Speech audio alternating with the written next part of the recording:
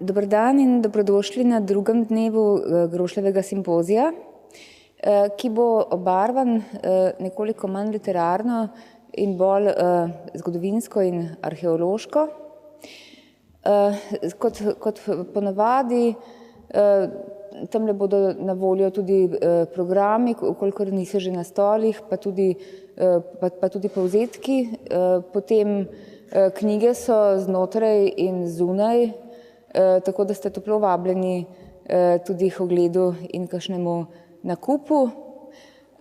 Mislim, da imamo to pot sicer manj referatov, ampak bojo pa ti toliko bolj še zanimivi. S tem pač vsem želim prijeten ogled in vabim že na oder našega današnjega moderatorja, profesorja Braneta Senegačnika.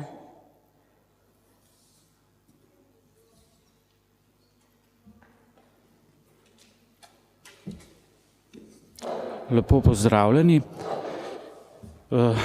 Če je nekakšna izhodiščna tema tega simpozija letos Pindar in je bil včerajšnji dan posvečen v ožjem smislu tej temi, to se pravi, da so bile teme bolj literarno obrane, je pa današnji dan nekoliko bolj ohlapno povezan s to temo,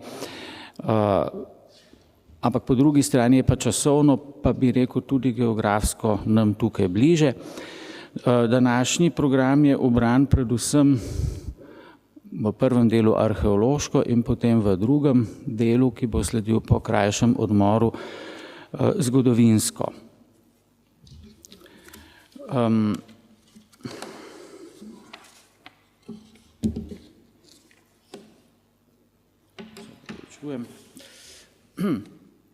Današnji dan bomo začeli z predavanjem Kaje Štembergar-Flegar z naslovom Šport in pogrebni rituali, predmeti iz grobov rimske Slovenije. Prosim gospo predavateljico, če pride na oder. Kaja Štembergar je arheologinja in je specializirana iz rimske arheologije, če prav vem, predvsem za raziskovanjem pogrebnih elementov, pogrebnih najdb. Diplomirala je in doktorirala na Univerzi v Ljubljani, izpopolnjevala pa se je na King's College v Londonu. Njena glavna tema, če prav razumem, je bila spet pokopališka arheologija v koloniji Julij Emoni ali Emoni, mislim, da je to filološko še vedno nerešeno vprašanje na glasa.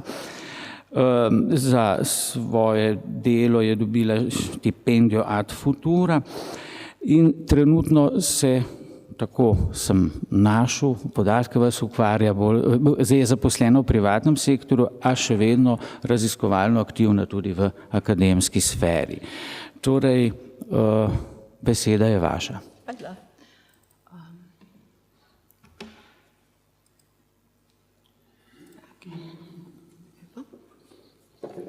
Se me sliši? Je v redu? Ok. Najprej bi se zahvalila organizatorjem, da ste me prijazno ponovno sprejeli na Grošljev simpozij. Vsako leto je zelo zanimivo, ampak ker je tema obširna, bi jaz kar začela. Zdaj, že rimski pregovor zdrav duhu, zdraven telesu v bistvu nekako nakaže, kakšen odnos so imeli Rimljani do športa. Šport in to, da si zdrav, sta igrala pomembno vlogo ne samo pač zaradi izgleda, ampak tudi zato, ker je to spodbujalo zdravost tudi duha. Če si pač bil malo len, pa nisi športal, so hitro to povezali, da si bil pač len tudi na drugih področjih, da si rajše kockal kot pač vadil. In v državi, kjer zelo veliko stvari temelji na tem, kako fit si in kako fit boš v vojski, je to velik faktor. Že Virgil pravi, da uspeh rimske vojske izhaja že v mitološki preteklosti, iz tega, ker so pač mladi se ukvarjali z jahanjem, z lovom, lovili so živali trenirali so met kopije, rokoborbe, plavanje in tako naprej. In pač že šport je bil že v osnovi tudi del vzgoje, lahko so se učenci, ponavadi sicer fantje, pred poukom dobili v palestri, zraven term, ali pa so popoldne v nekakšnih društvih, v kolegijih mladih trenirali brez nadzora učiteljev, kar je nekako jih pripravilo tudi na kasnejše urjenje v vojski in so se stkala prijateljstva tudi že prej. Zdaj v rimski pogrebni arheologiji tudi najdemo reference na idejo zdravega duha v zdravem telesu, ponavadi, ponavadi najdemo strigle, to so te v bistvu predmeti kovinski, bronasti za strganje odvečnega olja, ker preden si šel športat, si se namazal z oljem, v katerega se je potem ujel znoj, pa prah, pa če si bil pač preveč nasilen, tudi kri. In to se ponavadi se je uporabljalo po treningih ali pa po gladiatorskih bojih, pa tudi v vojski po naporni vadbi. In je ponavadi povezano s tem, s celotno kopališko kulturo, ker so palestre del term, greš najprej telovaditi in potem greš v terme, da se pač očistiš. Ampak zakaj to najdemo v grobovih, zakaj je to tak poseben pridatek, ki je precej redek? To se pojavlja v grobovih 1. tam še 2. stoletja, večinoma v deških oziroma v najstniških grobovih moških. Vsi te primeri, ki jih imamo na sliki, so iz Slovenije, tale je iz Vile Školarice, ki je v bistvu na Primorskem, ostali so iz Ljubljane. Za Školarice imamo tudi pač histološke analize in dejansko je šlo za fanta, ki je bil star med 9 in 10,5. Se pravi, da nekako ustreza tej ideji, da pač ustreza splošni razprostranjenosti striglov v grobovih. Grobovi, v katerih jih najdemo, so ponavadi bogatejši v smislu, da so pridatki boljši ali jih je pa tudi več. In John Pease to nekako razlaga kot civilizirane umrle. Pač to so ljudje, ki so se prvi začeli, ki so posvojili rimsko kulturo term in splošnega načina, kako se športa, ker jaz sem sigurna, da v prazgodovini so se tudi ukvarjali športom, ampak velikih kompleksov, kot so terme, pa pač ni bilo. In da so to prvi indici bolj premožnih ljudi, ki so poskušali imitirati oziroma ki so se poskušali vključiti v rimsko pač celoten milijo tega časa. In nekako slika v Sloveniji tudi ustreza. Jaz tukaj pač pogrešam predvsem grobove s Ptuja. Sigurna sem, da bomo najdli strigle tudi na Ptuju, ki je bil pač več kot 4-krat večji od Ljubljane, antični. Se mi zdi pa zelo zanimivo, da je strigel tudi na steklenički, tudi iz groba, iz Emone, tukaj gor, ki naj bi bila povezana z bakhanskimi rituali. Tako da že tukaj v bistvu vidimo prve povezave športa ne kot samega športa, ampak tudi v povezavi z religijo in z verovanjem, kar je velik faktor. Seveda Rimljani, tako kot danes, niso samo trenirali šport, da se ukvarjali z njim, hodili so ga tudi gledati in že takrat je bil to velik šov. Zdaj v Rimu samem poznamo tako imenovane spektakula, to so dogodki, ki jih je vredno videti. Vsi razen zadnjega, ki je na slajdu, so nekako povezani z športno aktivnostjo. In seveda vsi smo že videli filme, kot je Gladiator in podobno, ampak mene vsakič na novo preseneti, kako velik faktor so igre v življenju ljudi v Rimu in verjetno tudi ljudi izven mesta Rim. Namreč prve sploh tekme z vprego segajo že nazaj v mitološko preteklost Rima, ker Sabinke ugrabijo med tem, ko moški iz plemena Sabinov prisostvujejo tekmi z vozovi. In dokaj kmalu, že v republikanski dobi, imamo tudi začetke letnih iger. Tako imenovani Ludi Romani so prvi, so iz 366 pred našim štetjem in te igre so par dni vsako leto, ampak seveda niso samo,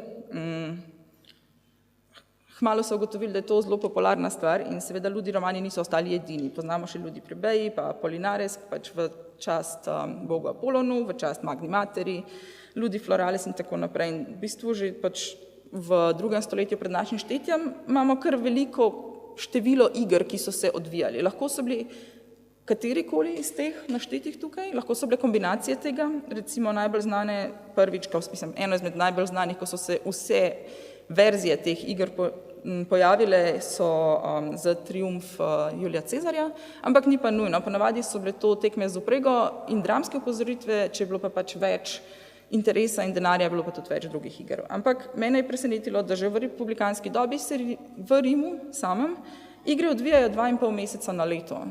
In to je sicer velika številka, ampak v 4. stoletju našega štetja to preide na 6 mesecev letno. Se pravi, da je v bistvu vsak drug dan neka zabava v mestu, ki je bila relativno poceni, in v to sploh niso vštete igre, kot so za posebne datume, pa za triumfe in tako naprej. To so samo ta redne. In seveda tako velike in tako popularne igre zahtevajo tudi infrastrukturo. Ponavadi se odvijajo na 2 ali v arenah, tako kot je recimo Kolosej, pač pa nam bliže je recimo zelo dobro ohranjena Pula, ki je tukaj na sliki, lahko se pa odvijajo tudi na hipodromih.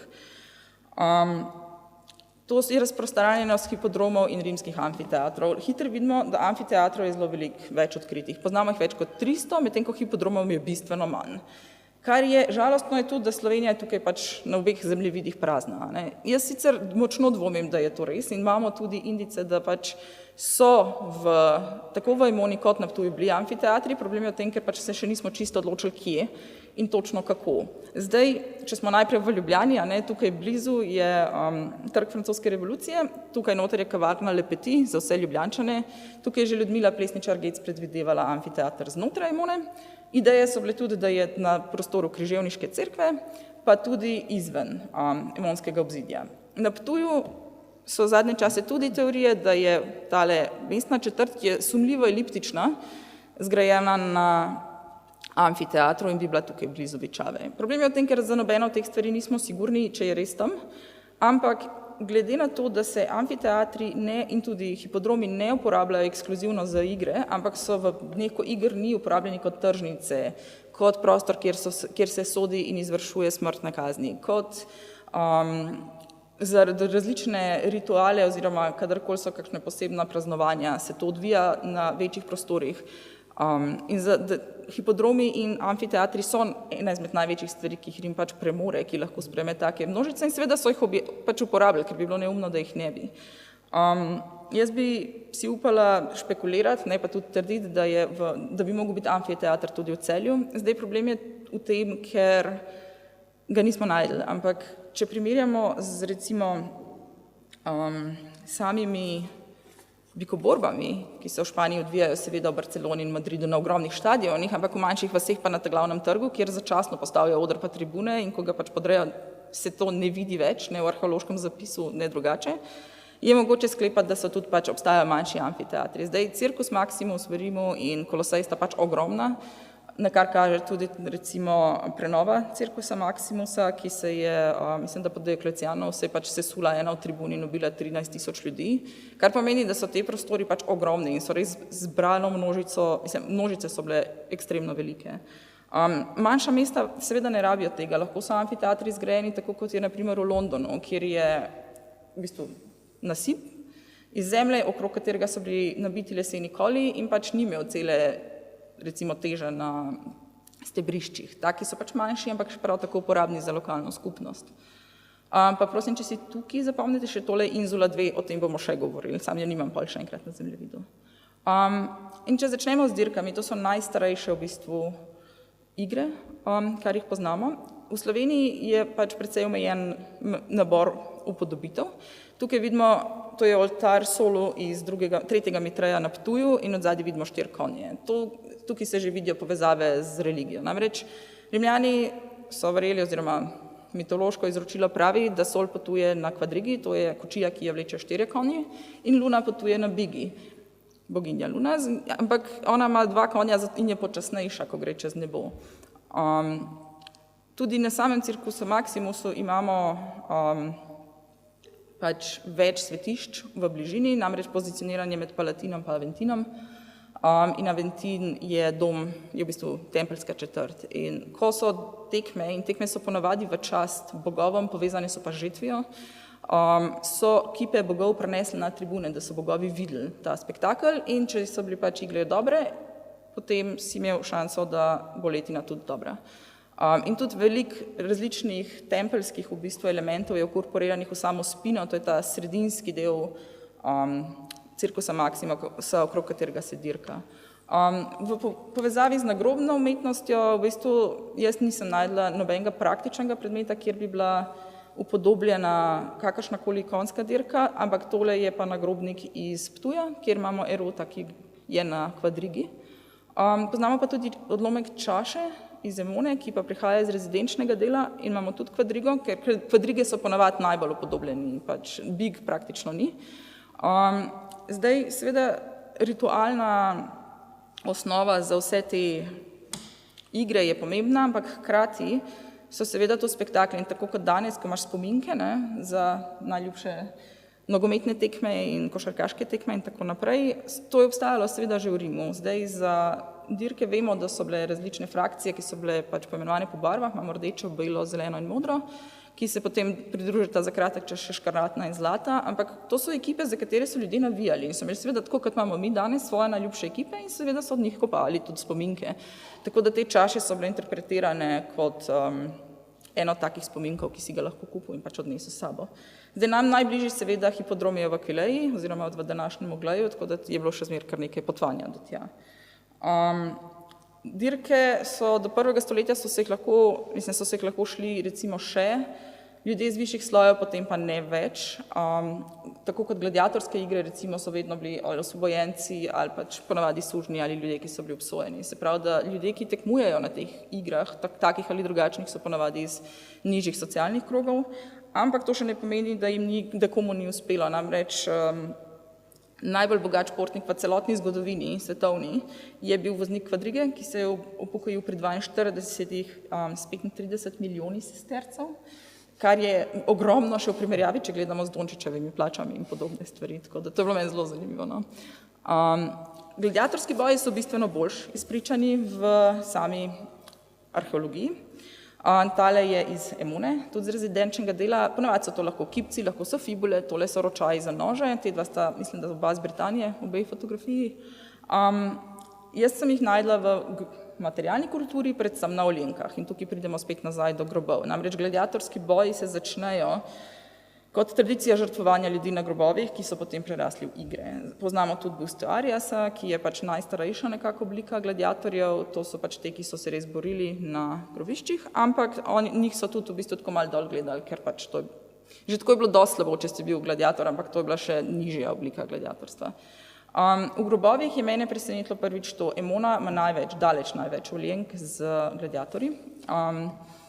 Tale je zdaj stanovih izkopavanj, recimo, na Emoniki, pač poznamo jih tudi recimo z podeželja, tale prihaja iz Krasa, ker nekih je tudi iz Ptuja, ampak samo na Olenkah iz grobov imamo motiv premaganega gladiatorja.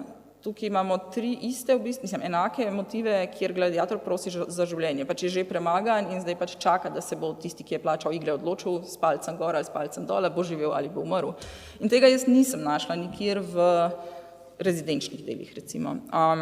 Iz Celja prihaja tudi edina Olenka, ki nosi po nekaterih interpretacijah elemente oziroma so pokazani gor orožje gladiatorja, tako da morda je šlo za gladiatorski grob, ker je bil tako ali tako zelo bogat, tudi sam po sebi.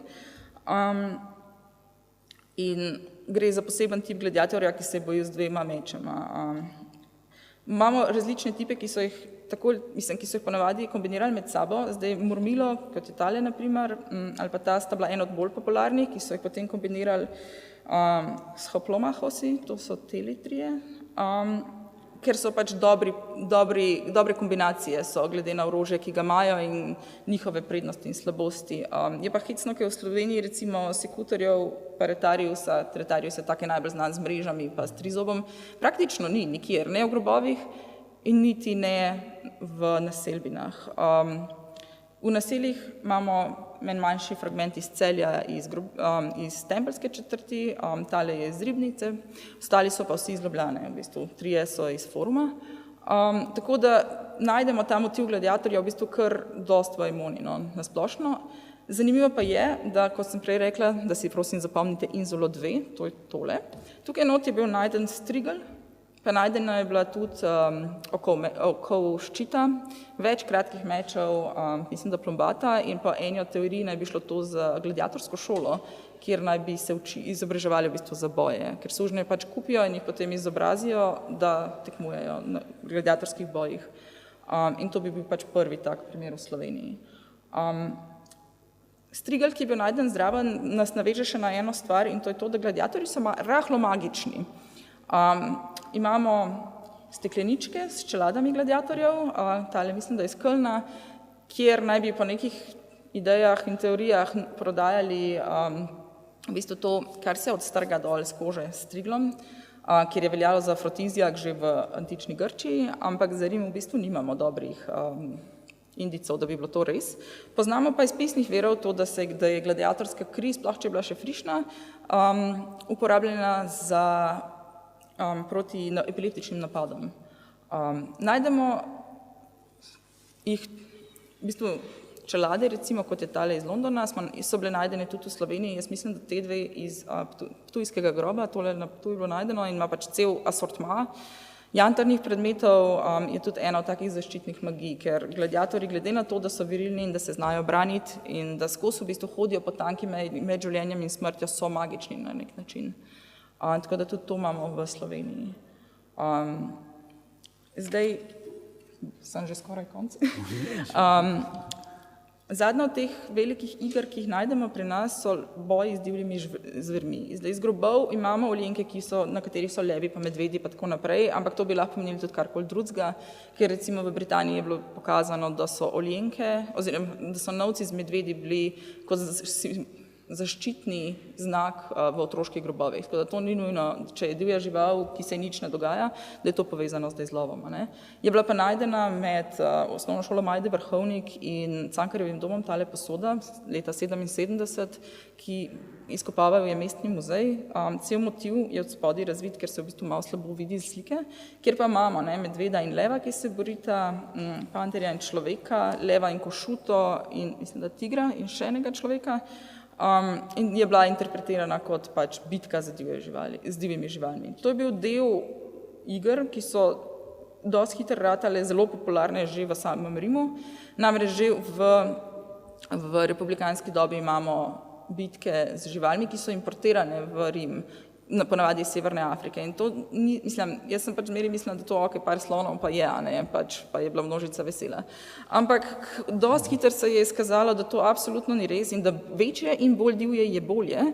Tako da že s Cezarjem in s Pompejem, ki pripeljata vsak po 400 levov za igre, se te številke začnejo večati in dosti hitro v bistvu pridemo do resnično ogromnih številk.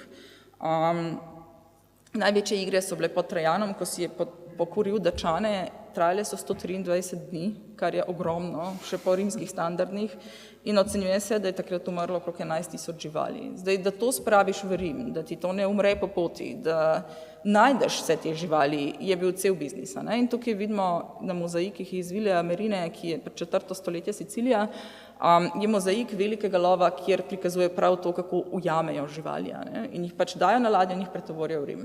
Ta mozaik je 66 metrov dolg, tako da tukaj ni celega, ker ga je pač skoraj nemogoče spraviti na kakršenkoli slajd. Ampak vidimo tukaj recimo ideje o tem, kaj so lovili. Imamo grifona, ki ni čist realen, in potem imamo tigra, ki v bistvu v stekleni krogli vidi svojo cev in misli, da je njegov mladič in se pusti ujet. Potem do tega, kako se nalaga, recimo noje, pa tudi sloni so odzadej na ladje in se jih potem pač pripelje v Rim. In to je bil velik posel. In seveda tudi te igre so bile dosti nasilne. Zdaj, v Sloveniji verjetno, v Emoni bi jaz sklepala, da so tudi, če smo imeli amfiteatr, kar sem jaz pripričana, da smo ga imeli, da so se tudi taki boji odvijali. Mogoče ni bil nabor živali toliko divji, pa ni jih bilo toliko, ampak pač ziher smo imeli kaj v tem smislu. In mene so pač v bistvu šokirale te številke živali in koliko je bilo to popularno. Pač to vodi do izumrtja hijen na Balkanu. Pač toliko so lovili živali do pozni antiki, rata problem jih najdeti, ker jih pač ni več, ker so jih izlovili.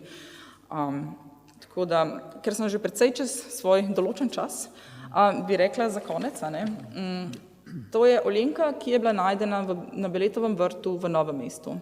Prikazuje boks oziroma rokoborbo Zdaj, to se povezuje, lahko bi to v teoriji povezali in z Etruščani, kjer so v grobnicah bili že etruščanskih upodobljeni dvoboji tovrstni že v 16. stoletju pred našim štetjem na freskah in lahko bi šlo to nazaj v Grčijo, kjer so poznali tudi boje na grobovih. Ampak jaz mislim, da glede na to, da je Dolenjska tako zelo specifična v svoji kulturni izročilu v rimskem času in na nek način grobišča, ki so se začela uporabljati že v prazgodovini in se potem vlečejo in so kontinuirano uporabljena v rimski dobi, kažejo znake arhaičnosti, v tem smislu, da ohranijo svoje rituale, da mogoče pa to gre tudi za neko lokalno zadevo, ker rokoborbe na slovenskem prostoru v prazgodovini niso neznana stvar, ampak mislim, da na tej točki bi jaz končala, ker to je tema naslednjega referata. Tako da najlepša hvala za pozornost.